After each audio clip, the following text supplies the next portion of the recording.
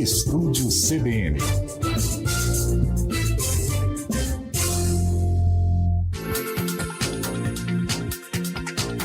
Seu direito.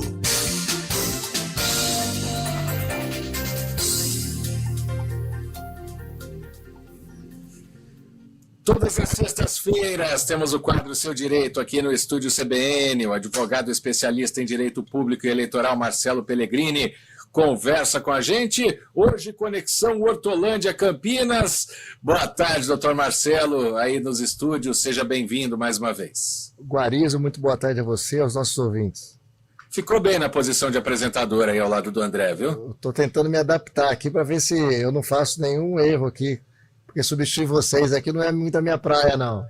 Ah, que é isso. Vamos falar então do direito público, né? Essa semana o Senado aprovou por unanimidade o projeto que suspende a dívida do Rio Grande do Sul com o governo federal nos próximos 3 anos. As dívidas somam aí quase 98 bilhões de reais e essa medida prevê uma economia de 23 bilhões. É algo inédito? É algo que já estava previsto na Constituição ou depende de bom senso, como aconteceu, a gente está vendo o Rio Grande do Sul, infelizmente, destruído. Isso é um precedente, abre um precedente ou já existiu, doutor Marcelo? Guarizo, você não tem uma previsão, né, da chuva, da catástrofe, mas há a previsão de você conceder benefícios da Federação, da União, para os estados em razões, em momentos de anormalidades, desde que haja validação do Congresso Nacional, como foi o que ocorreu. Bom, e aí a dívida, ela continua, ela só para de contar esses 3 anos, né? Não é que houve perdão da dívida por 3 anos, né? Não, o que acontece, eu li o decreto aqui, pelo menos a minuta dele, ela suspende o pagamento da dívida, né, desses 3 anos, e juros zeros esses 3 anos, para voltar a pagar lá na frente o que sobrou sem incidência de juros daqui 3 anos. E esse dinheiro é para o Estado fazer um fundo no Rio Grande do Sul e investir na recuperação do Estado. Tem também essa obrigação do Estado do Rio Grande, né? Eles vão receber uma suspensão da dívida por 3 anos a juros zeros e vão ter a obrigação de investir a mesma quantia num fundo estadual, prestando coisa para a União. E também agora, nessa votação do Senado, foi colocado que a partir de agora, todo lugar que tiver calamidade pública vai ter essa mesma regra, né, de 36 meses e a anistia dos juros no período, né? Foi incluído lá a possibilidade de novas, em havendo novos estados aí de calamidade, poder-se-ia utilizar os mesmos parâmetros para quem vier a ter o estado de calamidade contra si decretado. Doutor Marcelo, quando um município ou um estado não honra a dívida com o governo federal, o que acontece com ele? Tem algum tipo de sanção? Tem até uma sanção gravosa, pode chegar no limite a uma intervenção da União no estado. Nós não temos precedente, pelo menos na história recente do Brasil, mas há previsão constitucional para isso. E nesse caso, o Estado do Rio Grande do Sul está pleiteando até um pouco mais, até a quitação completa da dívida. Eu pergunto isso porque sempre houve dívida de município, de governo estadual com o governo federal, né? Essa conta nunca vai zerar, né?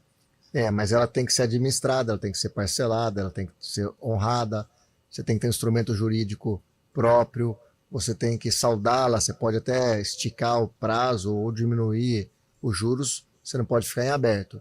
Se ficar em aberto, né, pode levar, inclusive, à intervenção.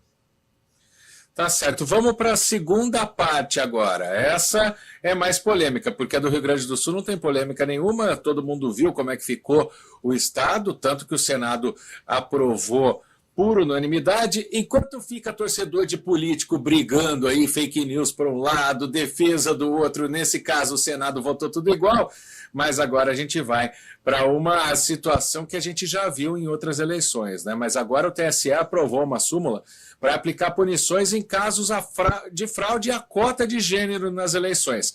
Para a gente explicar mais fácil para o nosso ouvinte. Isso significa o quê? Aqueles partidos que colocavam candidatas laranjas para pegar o fundo eleitoral, agora isso vai ser mais fiscalizado, né? Aí você tem várias faces, né, o Guarizo. Primeiro existe, sim, aquela questão do drible, né, de utilizar a candidatura do gênero feminino como laranja para receber fundo. Mas também existiu para completar a chapa e também para ajudar na eleição dos gêneros masculinos, né, na chapa como um todo. E o que o TSE fez? Já há uma jurisprudência que está sendo criada e discutindo esse tipo de mau uso da cota do gênero. E o TSE está dizendo o seguinte agora, olha, se tiver candidatura que não circulou dinheiro, que não teve voto e que não fez campanha, vai cair não só a candidatura, vai cair a chapa toda. É uma reprimenda deveras rigorosa. A chapa toda, por exemplo, se um candidato a deputado, aqui nesse caso agora é eleição municipal. Então, se o candidato a vereador, por exemplo, em Campinas, tem 40 mil votos e tem irregularidade na coligação dele, todo mundo, ninguém é eleito, é isso? Exato, porque a resolução é muito clara, diz que cai o DRAP, que é o documento de regularização das atividades partidárias para as eleições. Se o tribunal identificar que houve fraude, qualquer uma delas, no mau uso do dinheiro ou da cota de gênero, pode, em última análise, contaminar toda a chapa e todos aqueles eleitos naquele partido ficarem sem votos, sem computação de votos e recontar o coeficiente só para os demais remanescentes. Mas deve ter contestação também, porque os candidatos podem ter, por exemplo, qualquer candidato que seja, um voto só, dele próprio. Mas aí entra nessa questão de não fazer campanha, que você está explicando. Sim, em tese pode, né? A pessoa pode ter um voto, a pessoa pode não ter voto, ela pode falecer durante o período de eleição, por exemplo, né? Que é um pouquinho diferente a consequência, mas o ter um voto não é suficiente. Por isso que elencaram-se alguns requisitos, né? Está um pouco ainda não claro se são cumulativos ou não, mas tem que ter voto, tem que fazer campanha, tem que ter prestação de contas, tem que ter circulado valores por aquelas contas. Eu acho que o não circular é até mais grave do que circular e eventualmente tiver alguma irregularidade de documento. Sem dúvida. Aí o nosso ouvinte pode perguntar, né? Mas o que é uma candidatura laranja? Alguém que desiste? Na verdade, não, né? Na verdade, a pessoa põe o nome lá como candidata, mas não faz campanha, então ninguém sabe que ela é candidata e talvez nem ela vote em si mesma, né? Exatamente. E nós tivemos alguns precedentes, né? Eu acho que em 2018, vários precedentes espalhados pelo país, não havia uma punição ainda prevista na lei, e aí é difícil você aplicar em razão do possível desvio, uma punição inexistente, mas a cada eleição esse cerco aí é mais observado, é mais relevante. Porque tem uma outra coisa também, Guarizo, uma candidatura a menos feminina, ela vai gerar a impossibilidade de outras 2 ou 3 candidaturas masculinas. Tem essa conta, porque você não pode invadir e tem que manter sempre a mesma proporção. E não existe um partido, por exemplo, que pode falar, mas eu não tenho 30% de mulheres para colocar como candidata, e ele não pode concorrer na eleição? Pode concorrer, só que aí ele vai ter que concorrer com menos de 70% de homens. Mas como assim? A regra é 70% do gênero masculino. Na verdade, a regra é a seguinte, é pelo menos 30% do gênero feminino. Isso. Ele não pode invadir as vagas do feminino. Então, para fazer uma conta fácil, você tem 10 candidatos, você só vai poder ter 7. E no proporcional, quanto mais candidatos, mais interessante, porque o coeficiente partidário, que vai fazer o número de cadeiras de cada partido, parte do número de votos de todos os membros daquela agremiação dividido pelo número de cadeiras. Ah, perfeito. Então não pode ter também um partido, por exemplo, estamos falando de partido pequeno, obviamente, né? Nós estamos falando dos grandes partidos mas, por exemplo, um partido nanico que tenha 3 candidatos homens, ele não pode concorrer. Pode concorrer se tiver com menos de 70% do número de cadeiras, né? Cada partido ele pode lançar o número de cadeiras da Câmara mais 1. Então, numa cidade que tem 9 cadeiras, o partido pode lançar 10 nomes. Dentre os 10 nomes, obrigatoriamente 3 tem que ser do gênero feminino. Do gênero feminino, exatamente.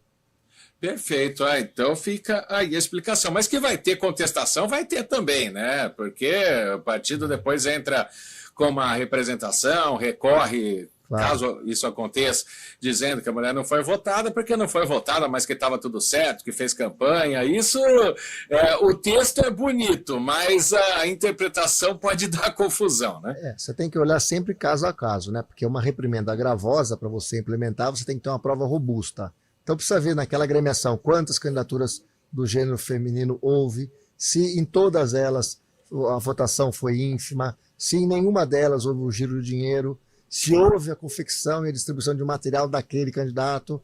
São várias circunstâncias que precisam robustecer uma acusação para você dar uma reprimenda tão grave quanto a cassação, né, dos votos, a invalidar dos votos de todos os candidatos da chapa.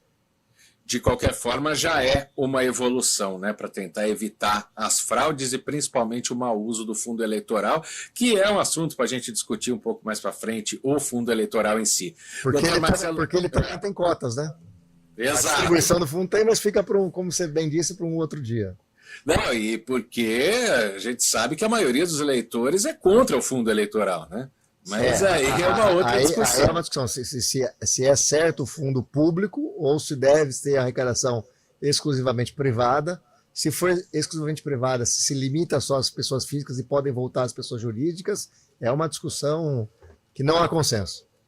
Com certeza. Dr. Marcelo Pellegrini, advogado especialista em direito público e eleitoral, mais uma vez com a gente aqui no quadro Seu Direito. Obrigado, doutor Marcelo. Grande abraço. Até sexta-feira que vem. Obrigado, Guariz. Um bom trabalho aí em Hortolândia. Um abraço a você e aos nossos ouvintes.